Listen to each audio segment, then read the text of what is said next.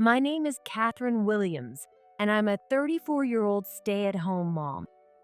I'm raising a 7-year-old son, Ken. My husband, Bob, works at a bank, and we've been married for 10 years. Bob and I met during college and got close through the same club. I was drawn to his kindness and reliability, and naturally, we became a couple, eventually getting married after graduation. Bob has built his career as a banker, and I worked as a secretary. However, after our child was born, I chose to focus on our family. Now that Ken has started elementary school, I'm considering going back to work. I have a great relationship with my in-laws, who always support our family. My father-in-law, Ronnie, is a great person to talk to, sharing his life wisdom and being a dependable presence. Plus, Ronnie is extremely fond of his grandson, Ken, and looks forward to his future. My mother-in-law, Sarah, is also very kind and always treats me warmly, so I cherish my relationship with them. However, lately, Bob has been acting strange.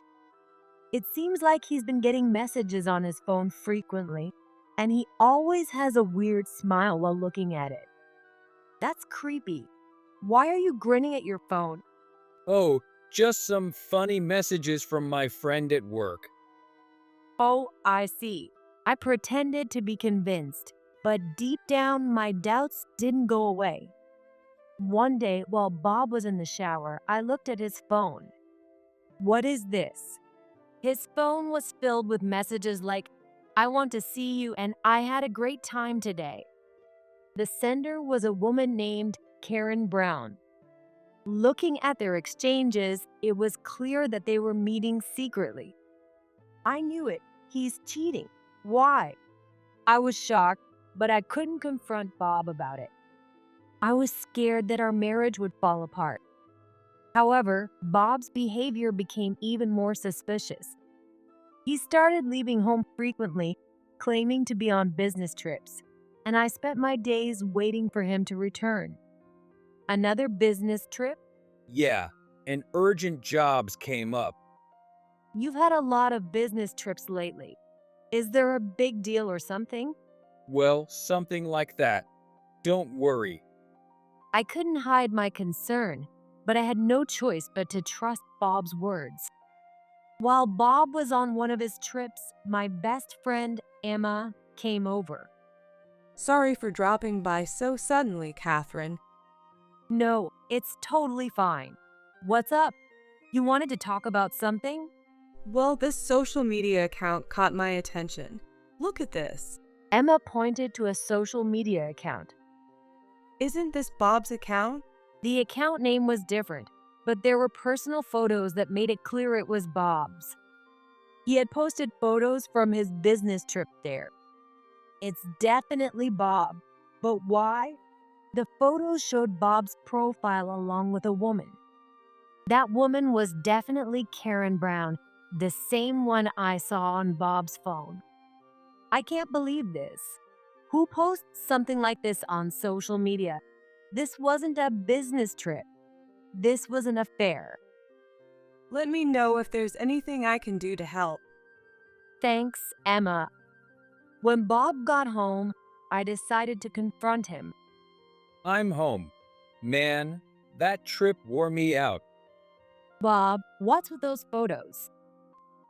What are you talking about? I just got home. The photos posted on social media. The ones with you and that woman. You were snooping on my social media? I found them by accident. You said it was a business trip. So what's going on? She was part of the same project, and we had some time to do a little sightseeing. Sightseeing? You two look awfully close for that. There's really nothing going on. Don't be suspicious for no reason.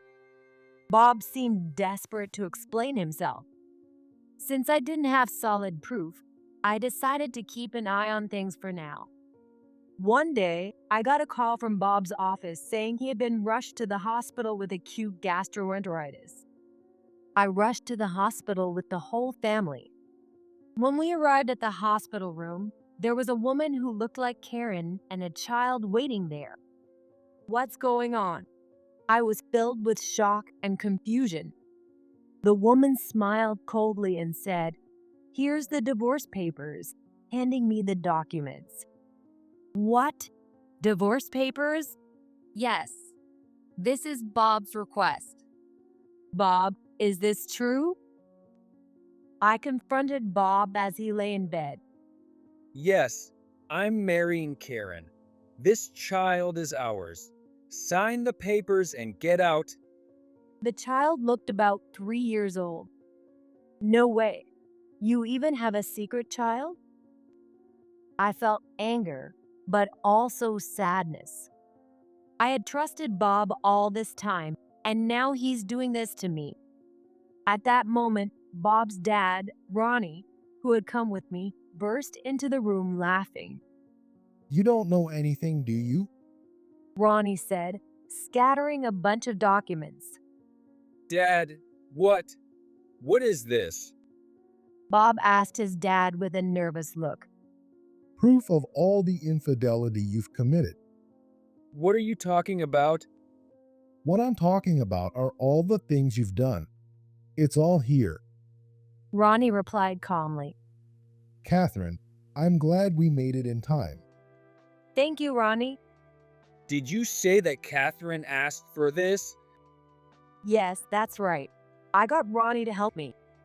The truth is, I had already talked to Ronnie about Bob's strange behavior. When I first noticed Bob acting weird, I thought about talking to my in-laws, so I went over to their house. I've always been able to talk to them about anything, and they always told me, if anything happens, come to us. I knew this was the time.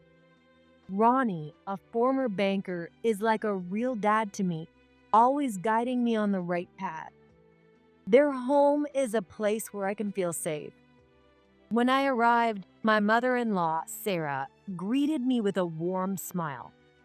Catherine, it's been a while. What's wrong? Did something happen?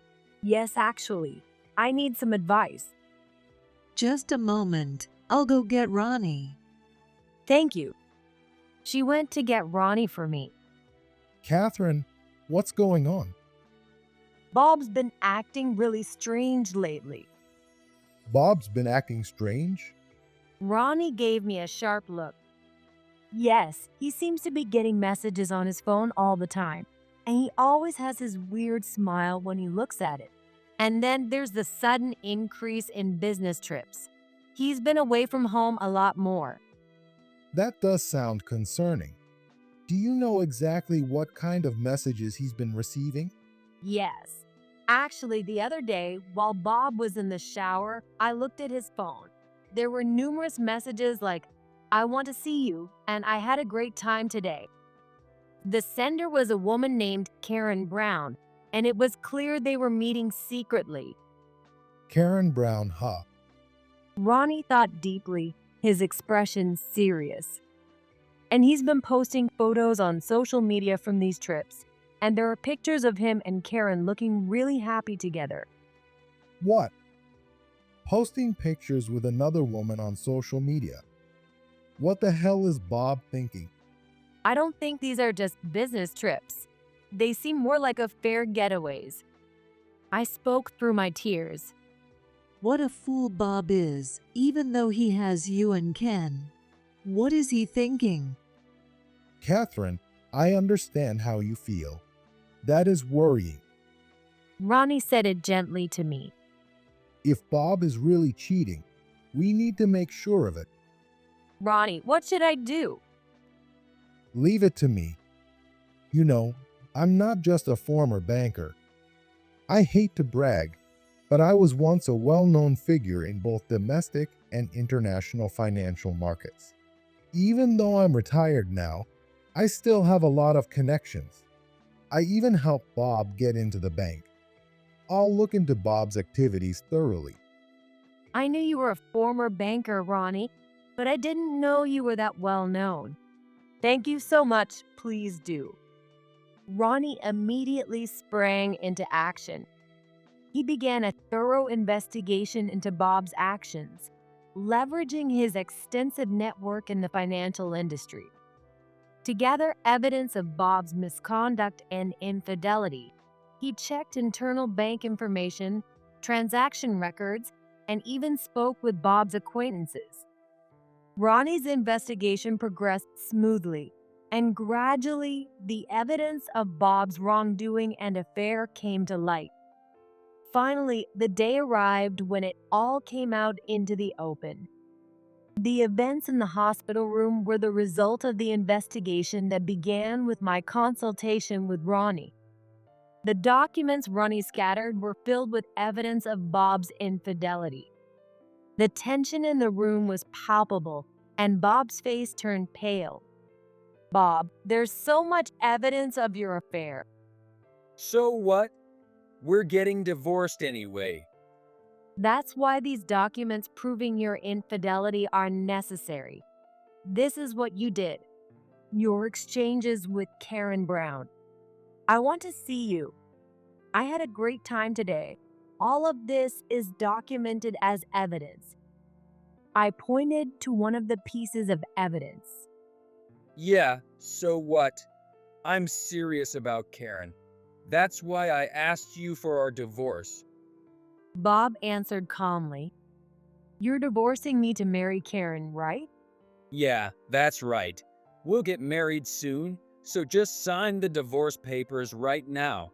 But you know, Karen, I feel sorry for you. You really don't know anything, do you?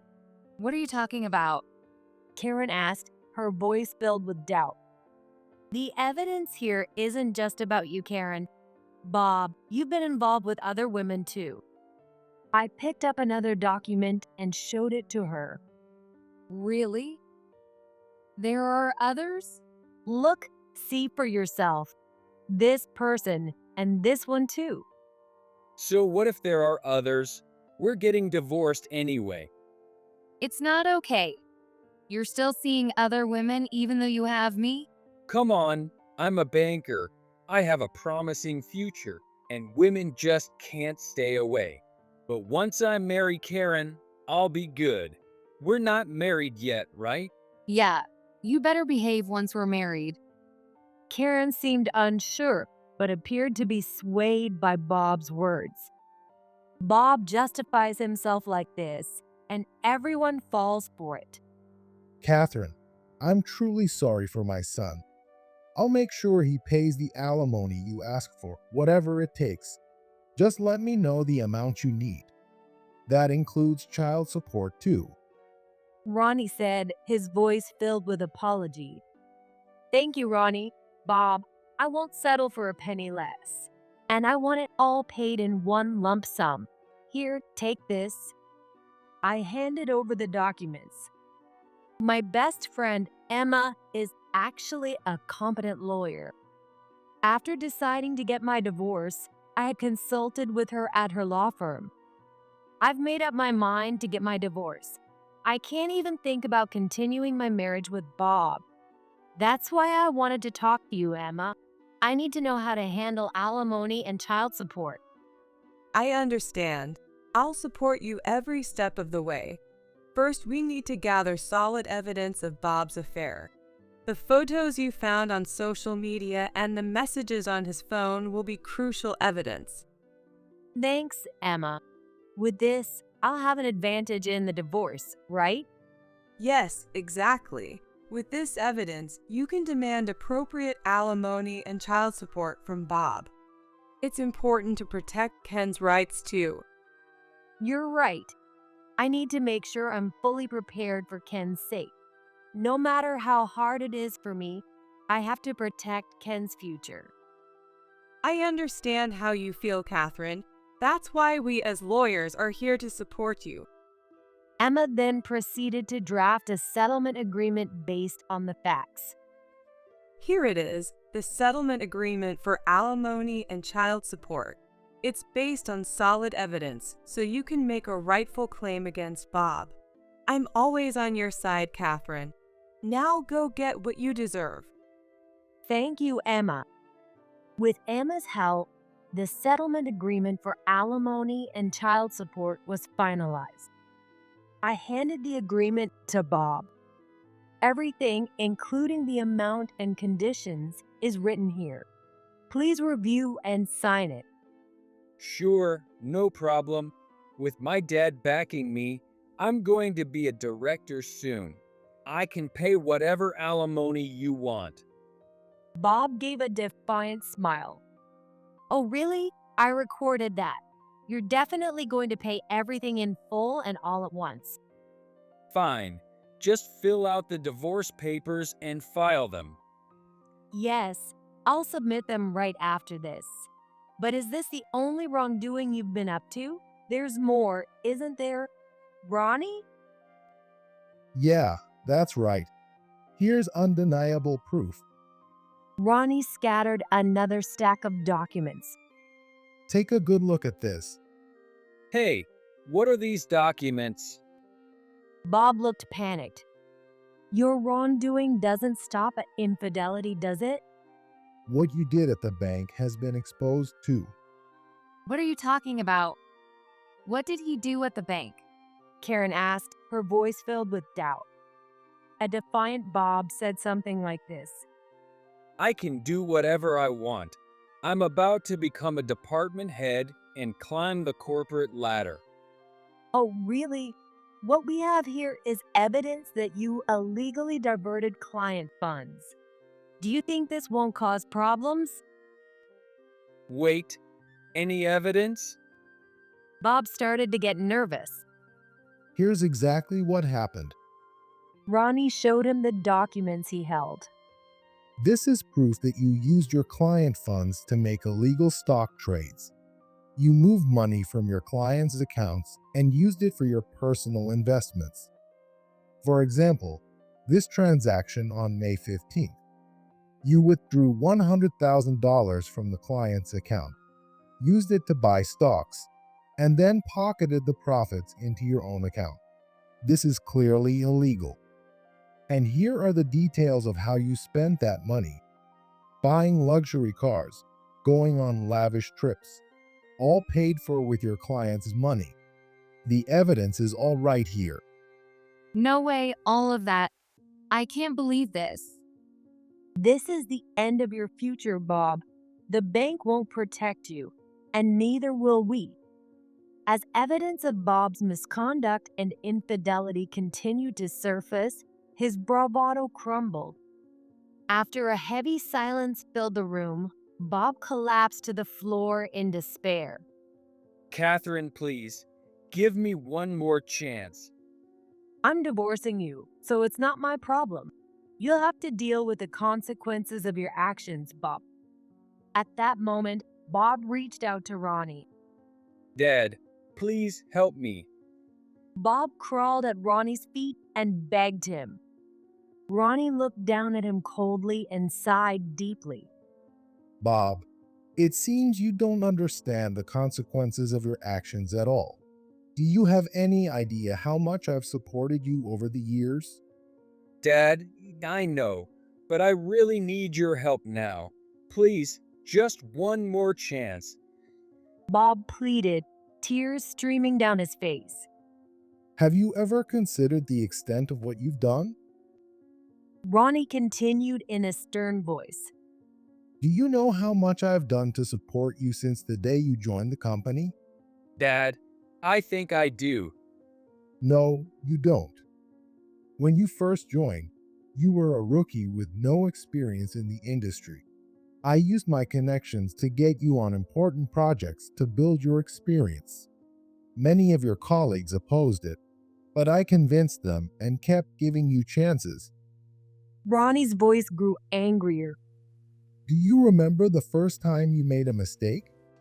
You caused a significant loss with an important client's funds. Normally, you would have been fired, but I covered the loss, took responsibility, and protected you. Even when you kept making mistakes, I never abandoned you. Ronnie spoke as if recalling the memories. And every time you were promoted, do you know how hard I worked for you?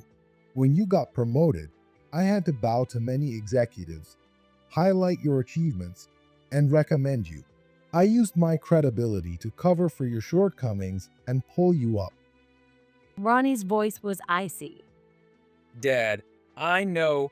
I'm grateful for everything. That's why, just one more time. Grateful. How have you shown that gratitude through your actions? You betrayed my efforts, got involved in illegal activities, and hurt many people. Did you ever think about how I felt when I found out you were living a luxurious life off of your clients' money? Bob, do you have any idea how much I've sacrificed to get you to this point? I've used all the trust and connections I've built to protect and support you, but you betrayed all of that and disgraced me. Dad, I'm really sorry. But please, just help me one more time. Bob clung to Ronnie's feet. Bob, the ones I should be helping are Catherine and Ken, not you. You need to accept your mistakes and bear the consequences. Don't trouble me any further. Ronnie spoke firmly and turned his back on Bob. Dad, wait, please. Bob tried to reach out to him with the last of his strength, but Ronnie walked away without looking back. Bob collapsed on the spot.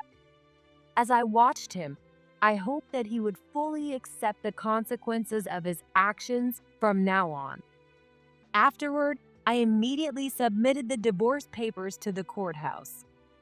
Later, with Emma, my lawyer, present, I officially filed claims for alimony and child support against Bob and Karen. The settlement agreement that Emma had prepared detailed the exact amounts and payment terms. Bob and Karen grimaced as they read through the documents. Bob momentarily flared with anger at the amount, but quickly regained his composure and reluctantly accepted it. Bob still believed he could stay at the bank, so he thought that paying the alimony and child support was the best way to protect his future. Fine, I'll pay. But this is the end of it. Yes, let's end it here. We won't rely on you anymore. We'll use this money for Ken's future. Karen didn't say anything, just silently signed the papers. After completing the payment process, Bob and Karen left. A few days later, the lump sum payment from Bob and Karen was completed. A substantial amount was deposited into my account. This sum reflected the pain and suffering Bob had caused us.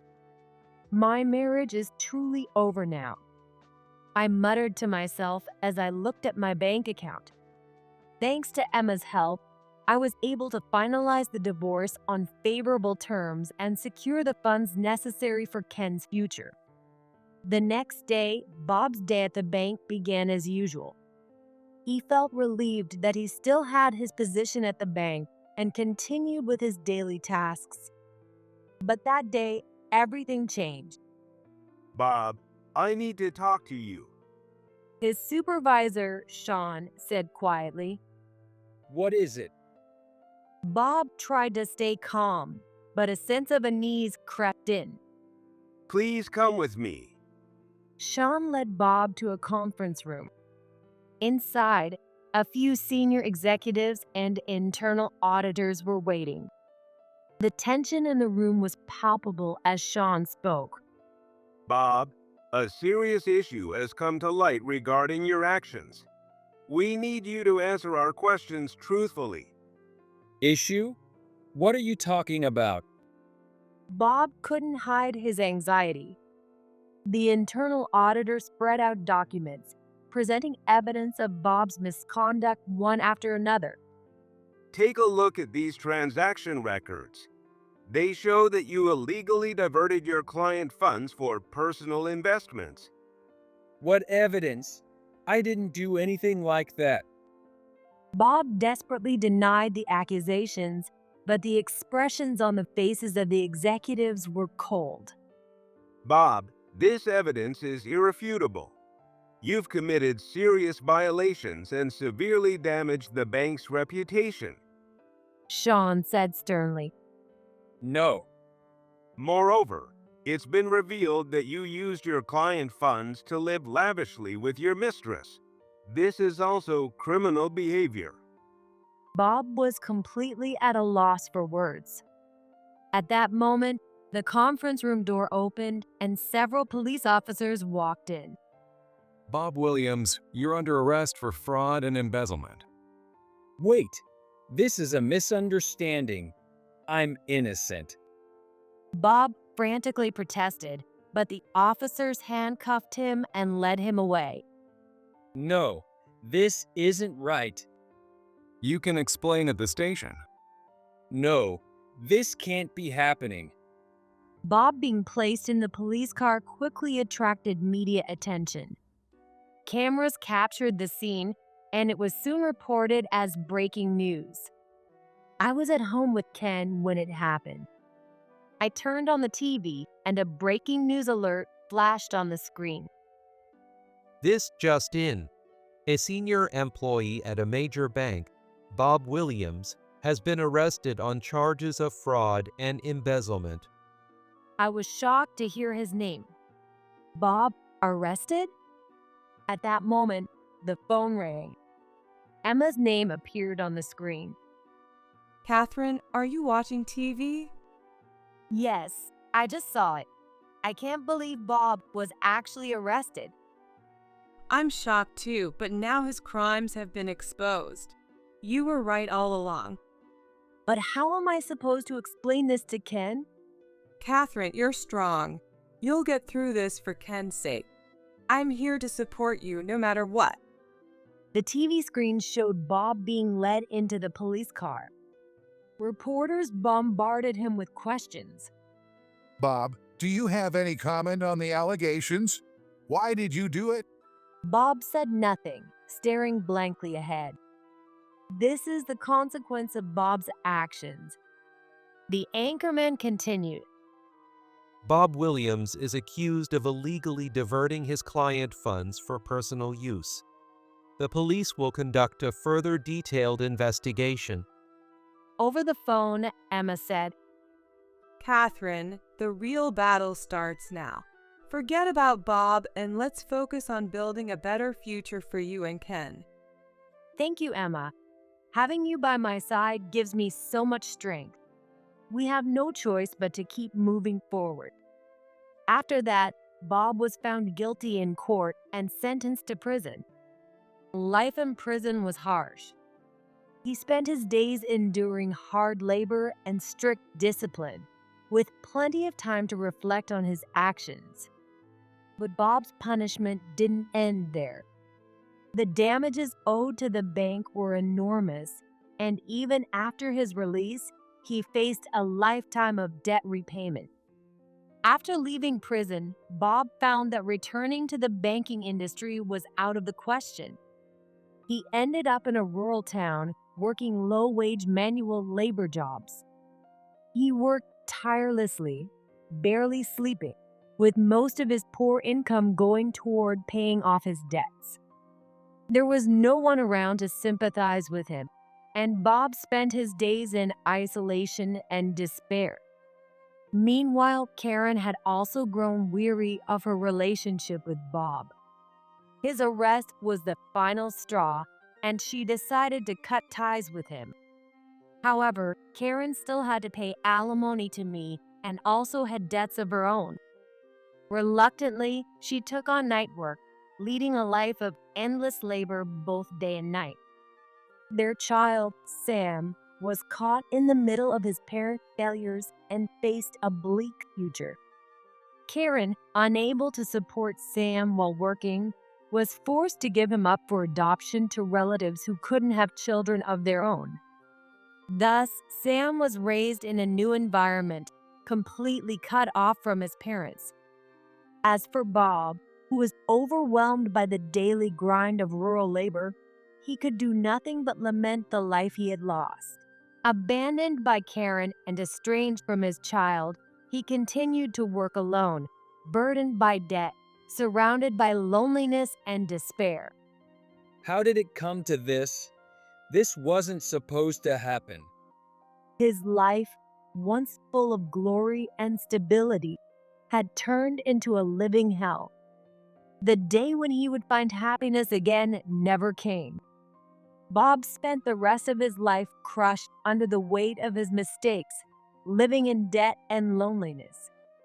Meanwhile, weeks passed after Bob's arrest, and our lives gradually began to settle down. With the support of my in-laws, I was preparing to take the next steps forward. One day, Ronnie approached me. Catherine, I'd like to talk to you. Do you have a moment? Of course, Ronnie. Ronnie and I sat down in the living room and began to talk. Catherine, what are your plans going forward? Actually, I've been thinking about returning to work. Now that Ken is in elementary school, I want to become independent. That's a wonderful decision. Not only do I want you to return to work, but I want to help you find a place where you can truly use your talents. What do you mean? There's a bank run by an old friend of mine, and they have an opening for a secretary. Given your background and skills, I think it would be a perfect fit. Really? Ronnie, thank you so much. This is a recognition of your hard work and talent. Go in with your confidence. A few days later, I went for an interview at that bank and successfully got the jobs.